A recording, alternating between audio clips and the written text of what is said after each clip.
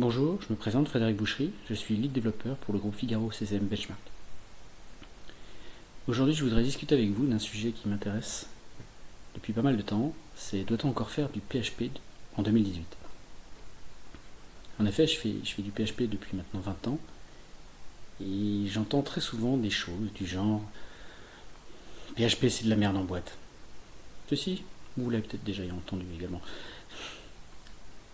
J'entends des choses aussi comme le typage faible, c'est pour les débutants. C'est vraiment pour les noobs, les vrais programmeurs, ils font pas les typages faibles.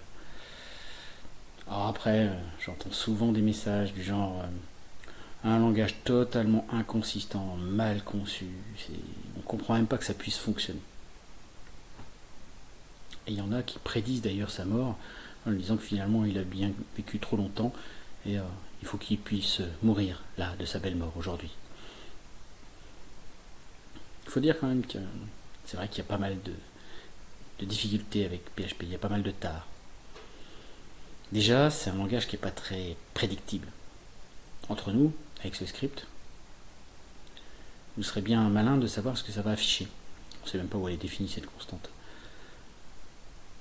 Pareil, par le jeu des include pass, ce require, finalement, application.php, on ne sait même pas où elle est. Si on pense, mais comme en plus l'include pass peut être modifié à la volée, alors au cas où en plus on va faire un require once, on ne sait jamais si le fichier n'a pas déjà été chargé une fois. Alors après, au niveau des paramétrages, des fonctions, franchement, voilà. Array filter, array map, la callback au début, c'est à la fin, ou au début, pas de différence. Implode, j'aime beaucoup ça, implode. Vous savez que implode, en fait, vous pouvez utiliser les paramètres au début ou à la fin. Oui, on peut le mettre, on peut inverser les paramètres et vous aurez absolument le même résultat. C'est historique, on peut le faire dans les deux sens. Au niveau du nommage, franchement, str to lower, str underscore shuffle. Celui que j'aime bien, c'est HTML entities pour encoder les entités HTML. Et pour décoder, vous allez faire un HTML underscore entity underscore décode.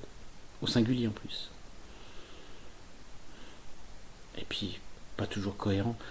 Regardez bien. Si on compare bullet avec true, ça va nous répondre true. Why not? Si on compare bullet avec 0, ça va nous répondre true également. Ok. Mais du coup, true égale 0, non, ça va nous retourner faux. Je vous laisse relire un peu. À votre avis, est-ce que c'est très logique ce genre de choses?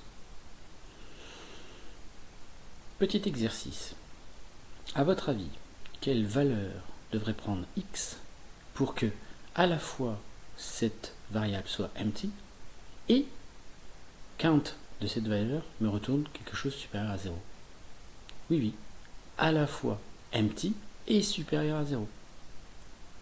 En fait, si vous mettez false ou une chaîne vide, ça sera bon. En effet, false ou une chaîne vide, c'est empty. Et quand on fait un count sur une chaîne vide ou sur false, ça retourne 1. Franchement, PHP, c'est... je ne sais quoi dire. En plus, pas de multithread, pas d'asynchronisme, pas de multi-héritage. Puis quand on regarde les statistiques, vous avez déjà regardé IndexTiob qui parle un peu de la pertinence, en tout cas plutôt la tendance des langages. Aujourd'hui, PHP est en 7ème position. Première position Java, deuxième position C, C++, Python qui remonte bien, C#, Visual Basic, Visual Basic.net devant PHP. Visual Basic. On va pas dénigrer Visual Basic, non. Mais en tout cas, PHP, en plus, il est remonté un peu parce que il n'y a pas très longtemps, PHP était en 10ème position, donc il est remonté quand même. Mais bon, il reste quand même assez bas. Vous avez aussi l'index Spectrum, l'I3E Spectrum Trending Web pour 2018 qui classe PHP également en 7ème position. Avec Python en premier, Java en deuxième et troisième JavaScript. C'est-à-dire que JavaScript a la cote en ce moment. Et si vous regardez les Google Trends, vous savez les tendances de recherche sur Google, voici PHP depuis 2004. Vous apercevez qu'en fait, depuis 2004, eh bien, ça descend.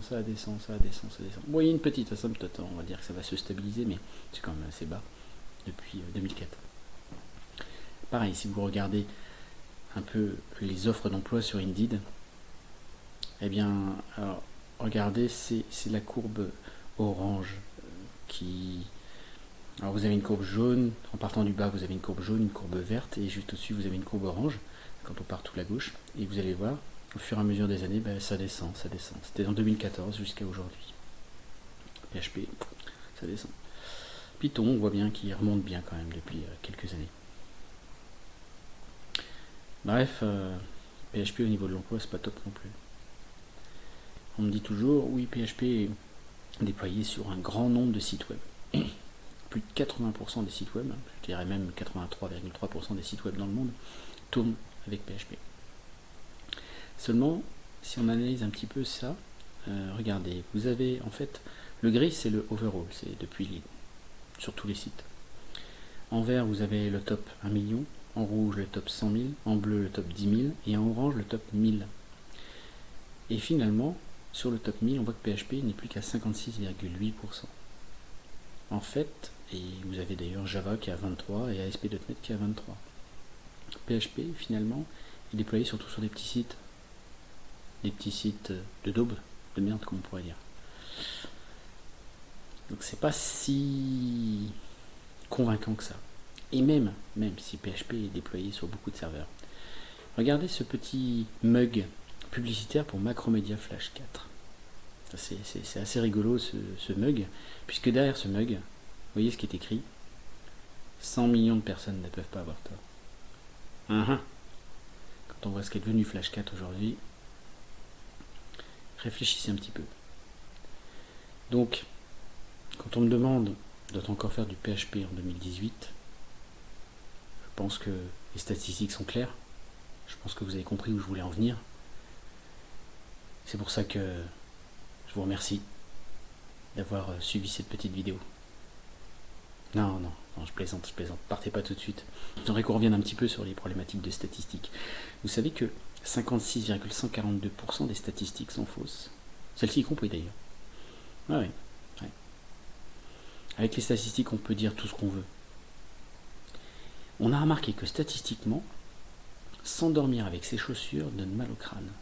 Oui, c'est véridique, statistiquement, les gens qui sont endormis avec leurs chaussures, le lendemain avaient mal au crâne. Peut-être se poser la question d'ailleurs, pourquoi ils sont endormis avec leurs chaussures. Vous voyez, je veux en venir. Un autre exemple sur les statistiques et l'interprétation des statistiques. 70% de chances d'avoir un accident si vous n'êtes pas ivre.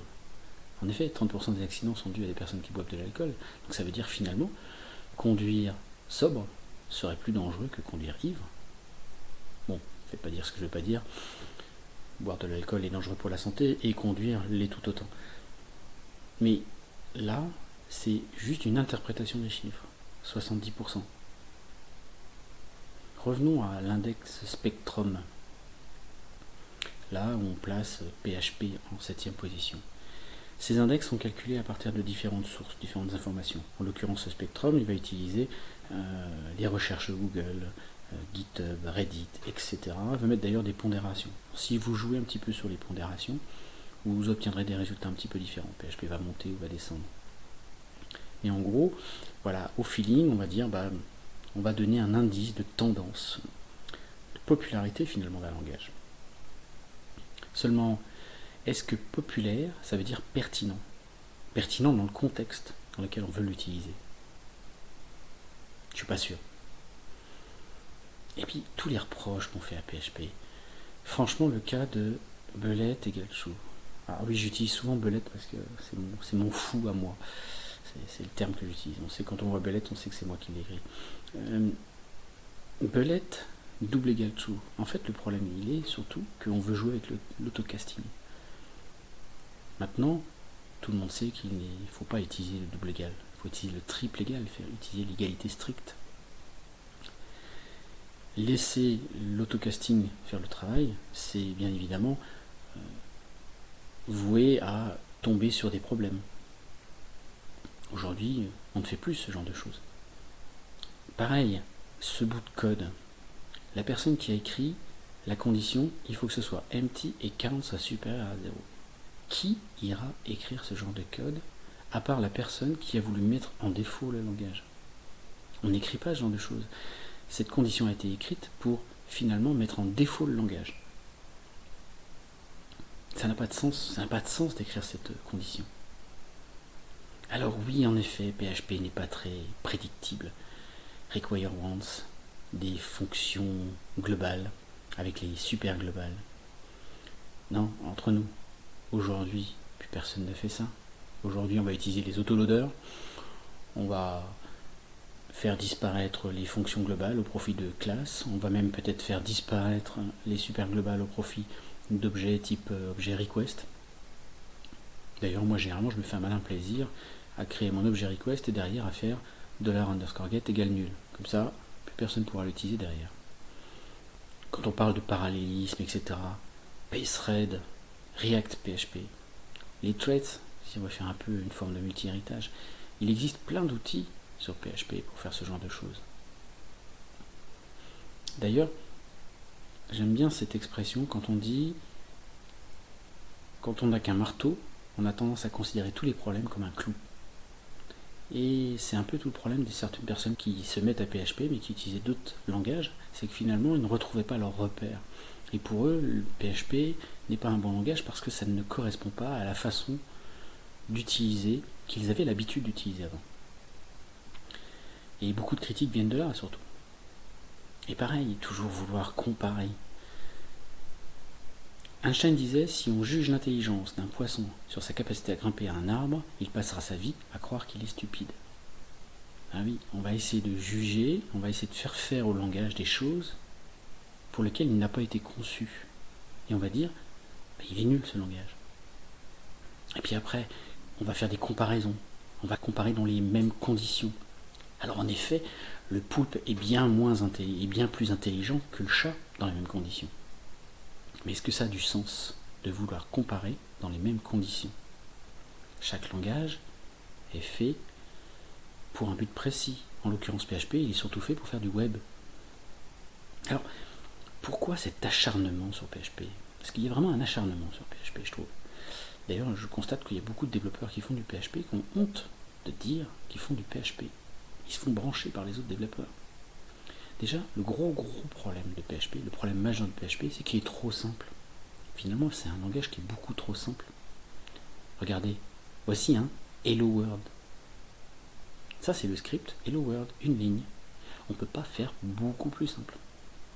Je ne sais pas d'ailleurs comment on pourrait faire plus simple. C'est d'ailleurs impossible. Et le problème de PHP, c'est ça.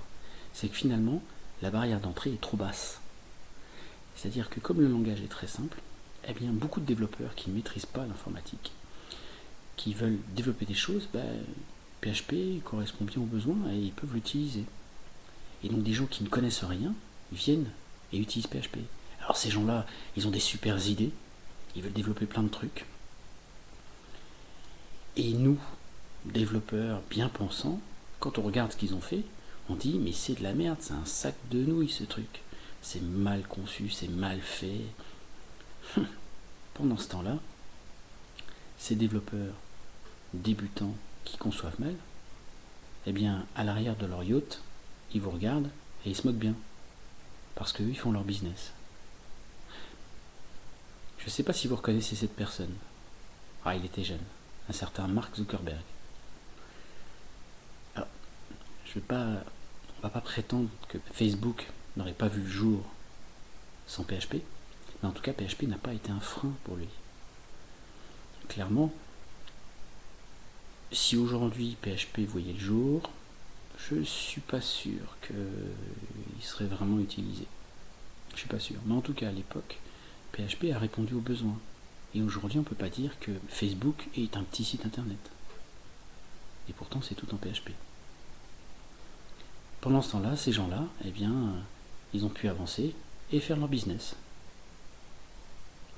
Alors c'est un peu le problème, c'est que parfois ils s'emballent, ils font plein de sous, ils se croient les rois du monde, et puis ils se mettent après à propager leurs bonnes paroles, ou en tout cas leurs mauvaises paroles. Regardez, j'ai trouvé ça sur internet, il n'y a pas très longtemps. Un gars qui expliquait dans un tuto comment faire une authentification. Donc créer un objet, qui crée un objet user, qui crée un user. Donc il passait en paramètre de son constructeur un login. Donc si vous regardez la boucle, il y a une connexion à la base de données, il y a le catch avec un die, magnifique le die. Ensuite, il y a une variable utilisateur, on va faire une requête à la base de données avec un select étoile from utilisateur. Il n'y a pas de where, je ne sais pas si vous voyez, mais il n'y a pas de where.